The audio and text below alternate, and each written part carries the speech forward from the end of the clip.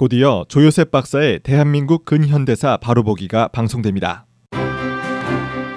오늘은 1919년 김인현 3월 1일 독립운동 두 번째 3.1운동의 기폭제에 대해서 살펴보겠습니다. 3.1 독립운동의 기폭제가 된 것은 미국의 윌슨 대통령이 주창한 민족 자결주의였습니다. 이 민족 자결주의는 그 민족의 운명은 그 민족 스스로의 의사에 따라 결정해야 한다라는 것이 중요한 요지였습니다. 1918년에 제1차 세계대전이 끝나자 프랑스 파리에서 열린 민족강학회의에서 미국 대통령 우드로 윌슨이 약소 민족의 자결주의를 제창하는 것입니다. 또한 거족적인 독립운동을 자극했던 결정적인 계기가 있었습니다. 그것은 바로 조선의 제26대 왕 고종 황제가 1919년 1월 21일 오전 6시 67세의 나이로 갑작스럽게 서거한 사건입니다. 일제는 뇌출혈로 사망한 것이라고 발표했지만 일본에서 유학 중인 영친왕 이은과 왕족 니시모토 노미야 마사코와의 결혼이 1919년 1월 25일로 발표된 이후 갑자기 새벽에 쓰러져 사망한 고종의 석연찮은 죽음 때문에 한간에는 일제의 독살설이 퍼지고 있었습니다. 영친왕은 이미 유학 전 민가반이라는 약혼녀가 있었기 때문에 고종은 자신의 아들이 일본 왕족과 결혼하는 것을 원치 않아 반대하였고 이 혼인은 1920년 4월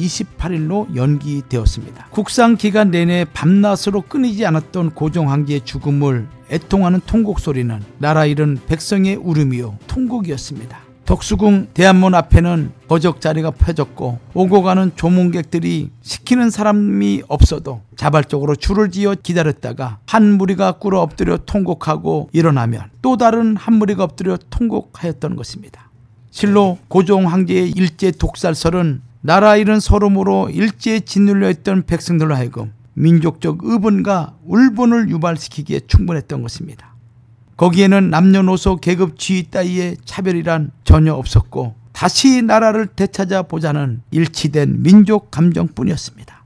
온 국민과 민족 대표들은 나라 잃은 슬픔이 극에 달하였던 때 고종 황제의 국장을 보기 위해 수많은 인파가 서울로 모여들 것을 예상하고 있었고 이 시기를 독립운동 절호의 기회로 삼았던 것입니다.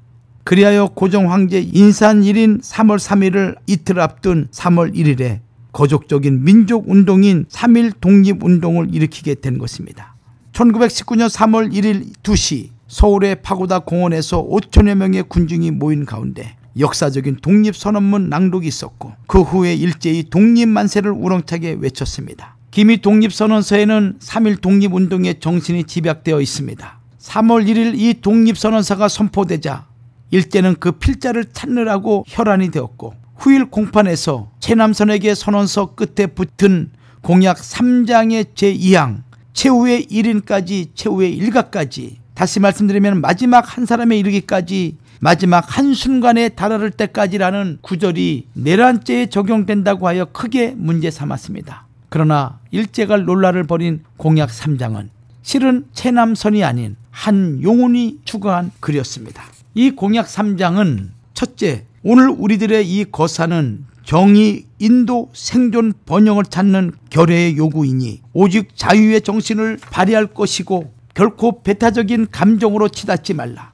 둘째, 마지막 한 사람이 이르기까지 마지막 한순간에 다다를 때까지 민족의 올바른 의사를 시원스럽게 발표하라.